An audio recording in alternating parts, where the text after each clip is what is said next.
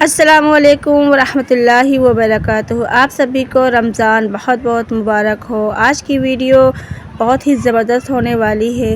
یہ ویڈیو ہے مہدی علیہ السلام کے بارے میں، تو چلیے اس ویڈیو کو سنتے ہیں۔ امام مہدی کا ساتھ کون لوگ دیں گے؟ حضرت مہدی کی اصل لڑائی کس سے ہوگی؟ السلام علیکم۔ امام مہدی کے بارے میں آپ نے بہت کچھ دیکھا ہوگا، لیکن آج میں امام مہدی کے بارے میں 3 ایسی باتیں آپ کے سامنے بتانے جا رہا ہوں جو شاید اب تک آپ نے نہ سنی ہوں۔ ان میں پہلی چیز یہ ہے کہ امام مہدی جب ظاہر ہوں گے تو ان کا خطبہ کیا ہوگا، دوسری چیز ان کا ساتھ کتنے لوگ دیں گے، اور تیسری چیز ان کا اصل ابتدائی اور شروع میں جو مقابلہ ہوگا وہ کس کے ساتھ ہوگا۔ ایک بات اور ایڈ کر لیے کہ ان کی مدد اس دور میں کون کون لوگ کریں گے۔ آخری والا جو ہے کہ ان کی مدد کون لوگ کریں گے، یہ انتہائی دلچسپ ہے، اور اس دور میں گویا کہ یعنی آپ کے لیے حیران کر دینے والی چیز ہے۔ تو اس امید کے ساتھ میں ویڈیو شروع کرتا ہوں کہ آپ اس ویڈیو کو آخر تک دیکھیں گے۔ چینل پہ نئے ہوں تو سبسکرائب کرنا نہیں بھولیں گے، اچھے کمنٹ ضرور کریں گے۔ دیکھیے، امام مہدی جب دنیا میں تشریف لائیں گے، یعنی ظہور ہوگا ان کا، جب وہ اعلان کریں گے کہ میں خلیفہ ہوں، تو اس وقت جو خطبہ دیں گے اس میں سے 5 باتیں میں آپ کے سامنے ذکر کر رہا ہوں۔ نمبر 1، پہلی بات وہ یہ کہیں گے، اے لوگوں، میں اللہ کو یاد کروانا چاہتا ہوں۔ اللہ وہ جس کو یاد رہنا چاہیے تھا لیکن تم اس کو بھلا چکے ہو۔ دوسری بات وہ یہ کہیں گے کہ لوگوں، تم کو اپنے رب کے سامنے کھڑا ہونا ہے، اپنے رب کے سامنے کھڑے ہونے کی تیاری کر لو۔ تیسری بات کہ اے لوگوں، اللہ تعالیٰ نے انبیاء علیہم السلام کو تمہارے پاس بھیجا ہے، اور اللہ نے اپنی حجت کو، اللہ نے اپنے دلائل کو تمہارے اوپر قائم کر دیا ہے۔ اب تمہارے پاس کوئی عذر باقی نہیں رہا ہے۔ چوتھی بات وہ ارشاد فرمائیں گے کہ لوگوں، تقوی پر ایک دوسرے کی مدد کرو، تقوی پر ایک دوسرے کے مددگار بنو، کیونکہ دنیا اب ختم ہونے والی ہے، دنیا کا زوال اب قریب ہے۔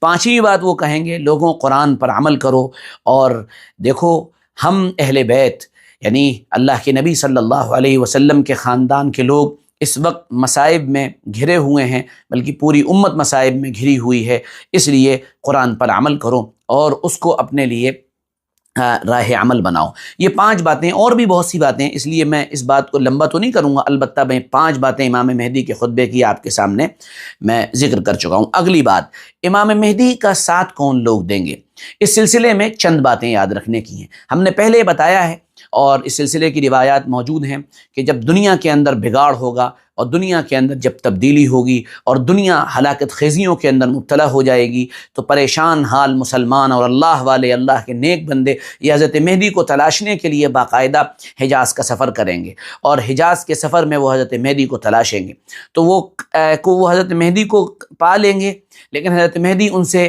بچ کر، بھاگ کر مدینہ منورہ پہنچ جائیں گے۔ یہ لوگ بھی مدینہ پہنچیں گے، پھر وہ مدینے سے بھاگ کر مکہ مکرمہ آ جائیں گے۔ پھر یہ سارے کے سارے لوگ یہ ملتزم پر امام مہدی کو پہچان لیں گے، اور یہ کہیں گے کہ یہ اللہ کے خلیفہ مہدی ہیں، ان سے بیعت ہونی چاہیے، تب امام مہدی بیعت کر لیں گے۔ امام مہدی کے سلسلے میں یہ بات بھی قابل ذکر ہے کہ چونکہ جب کسی آدمی کو بڑا بننا ہوتا ہے، قائد بننا ہوتا ہے، لیڈر بننا ہوتا ہے، تو اس کے اندر کوالٹیز اپنے آپ پیدا ہوتی ہیں یا پیدا کر دی جاتی ہیں۔ امام مہدی اس سلسلے میں اللہ کی طرف سے موفق اور اللہ کی طرف سے توفیق پانے والے لوگوں میں ہیں، اس لیے ایک ہی رات میں اللہ ان کی اصلاح کر دے گا۔ یصلحہ اللہ تعالی فی لیلۃ کے الفاظ احادیث مبارکہ میں وارد ہوئے ہیں، اور وہ احادیث صحیح بھی ہیں۔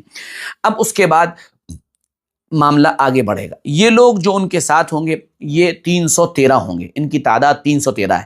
313 یاد رکھیے، بدر کے اندر اللہ کے نبی صلی اللہ علیہ وسلم کے صحابہ جو تھے ان کی تعداد 313 تھی۔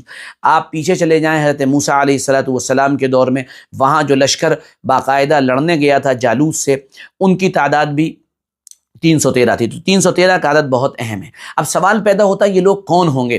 تو نعیم ابن حماد نے باقاعدہ صراحت کی ہے کہ یہ جو لوگ ہوں گے یہ 3 علاقوں کے ہوں گے۔ ان میں شام کے ابدال ہوں گے۔ اب ابدال کون ہیں؟ ابدال کسے کہا جاتا ہے؟ اگر ہم اس تفصیل میں جائیں گے تو بات لمبی ہو جائے گی، ہم پھر کسی ویڈیو میں اس کا ذکر کر دیں گے۔ نمبر 2، عراق کے نجبا ہوں گے، اور مصر کے شرفاء اس کے اندر شامل ہوں گے، یعنی 3 جگہ کے لوگ یہاں پر ساتھ ہوں گے۔ اس کے بعد یہ ہوگا کہ مدینے کا گورنر جو ہے حضرت مہدی کے اس لشکر سے لڑائی کرے گا۔ حضرت مہدی ابھی جو ہے اس لشکر میں نہیں ہوں گے، لیکن اس لشکر کے ذمہ دار ہوں گے۔ تو یہ یعنی حضرت مہدی کا جو لشکر ہوگا یہ مدینے کو فتح کر لے گا، اور وہاں کے جو گورنر ہیں گویا کہ اس کو وہاں سے ہٹا دیا جائے گا۔ پھر اس کے بعد اب اگلا سین جو آتا ہے وہ یہ آتا ہے کہ حضرت مہدی کی اصل لڑائی کس سے ہوگی۔ یہ تیسری بات ہے۔ حضرت مہدی کی اصل لڑائی اس وقت سفیانی سے ہوگی۔ بعض لوگوں نے اس بات کا اظہار کیا ہے، لیکن یہ بات صحیح نہیں ہے کہ سفیانی شاید وہی ہے جو شام کا بشار الاسد ہے۔ بہت سے علماء نے اس کا اظہار کیا ہے، کیونکہ سفیانی کے بارے میں یہ بات روایت میں آتی ہے کہ وہ اہل بیت کو قتل کرے گا۔ سفیانی کے بارے میں یہ بات روایات کے اندر وارد ہوئی ہے کہ وہ اللہ کے نبی صلی اللہ علیہ وسلم کے خاندان کا دشمن ہوگا۔ تو اب سفیانی کو اس بات کی اطلاع ملے گی کہ مہدی کے لشکر نے مدینے پہ قبضہ کر لیا ہے، تو سفیانی آئے گا، اپنا لشکر بھیجے گا، یعنی آئے گا نہیں، لشکر بھیجے گا، اور لشکر بھیجے گا تو 3 دن تک وہ لشکر مدینہ منورہ میں رہے گا، اور قتل و غارت گری مدینہ منورہ میں پھیلائے گا، اور لوٹ مار اس وقت پھیلائی جائے گی۔ اب یہ لشکر 3 دن کے بعد جب مدینہ منورہ سے نکلے گا تو ایک جگہ ہے اس کا نام ہے بیدا، وہاں پر یہ لشکر گویا کہ دھسا دیا جائے گا۔ اس میں سے صرف 2 لوگ باقی بچیں گے۔ ایک وہ آدمی ہوگا جو سفیانی کو اطلاع دے گا کہ دیکھیے ہمارا جو لشکر تھا وہ پورا کا پورا دھسا دیا گیا، وہ سب کے سب ہلاک و برباد ہو گئے۔ اور دوسرا وہ آدمی ہوگا جو سیدنا مہدی کو جا کر اطلاع دے گا کہ حضرت جو سفیانی کا لشکر تھا وہ باقاعدہ دھسا دیا گیا ہے۔ تو حضرت مہدی یہ فرمائیں گے کہ اب مدینے کے اب میرے خروج کا وقت قریب آ چکا ہے۔ تو حضرت مہدی کا ظہور ہوگا، یا حضرت مہدی اپنے خلیفہ ہونے کا اعلان فرما دیں گے اور گویا کہ نکل جائیں گے وہاں سے۔ اس کے بعد مدینہ منورہ پہنچیں گے۔ مدینہ منورہ پہنچ کر حضرت مہدی پہلے ان لوگوں کو چھڑائیں گے جن کا تعلق جناب رسول اللہ صلی اللہ علیہ وسلم کے مبارک خاندان سے ہوگا، یعنی آل رسول ہوں گے، جن کو قید کر دیا گیا ہوگا، ان کو چھڑوائیں گے۔ اس کے بعد حضرت مہدی اب جنگ کی پوزیشن میں آ چکے ہوں گے۔ اب جنگ کی پوزیشن میں جو ان کی مدد کرنے کے لیے آئیں گے، یہ ہمارا چوتھا پوائنٹ تھا، جو ان کی مدد کرنے کے لیے آئیں گے وہ خراسان کے لوگ ہوں گے۔ خراسان وہ علاقہ ہے جو ماوراء النہر کا علاقہ کہتا ہے، اسی کے اندر افغانستان بھی ہے، ایران کا کچھ علاقہ بھی اسی کے اندر آتا ہے۔ یہاں سے ایک لشکر تیار ہوگا جس کو ایک آدمی تیار کرے گا، اس کا نام حارث ہوگا یا حراس ہوگا، اور وہ اس لشکر کو تیار کر کے حضرت مہدی کی مدد کے لیے روانہ کرے گا۔ اور ایک بہت قابل ذکر بات یہ ہے کہ اس لشکر کا کمانڈر جو ہوگا اس کا نام منصور ہوگا، اور منصور جو ہوگا یہ قبیلہ تیم سے غالباً تعلق رکھتا ہوگا، اور بڑا مضبوط اور طاقتور قسم کا یہ ایک نوجوان ہوگا غالباً۔ پھر اس کے بعد اس کی ایک بڑی خاصیت یہ لکھی ہے کہ یہ آل رسول کو اپنے پاس پناہ دے گا، یعنی جیسا کہ جناب رسول اللہ صلی اللہ علیہ وسلم کو مدینے والوں نے اپنے پاس بلایا اور آپ کو پناہ دی اور آپ کی حفاظت فرمائی، اس طرح یہ آل رسول کو اپنے پاس پناہ دے گا۔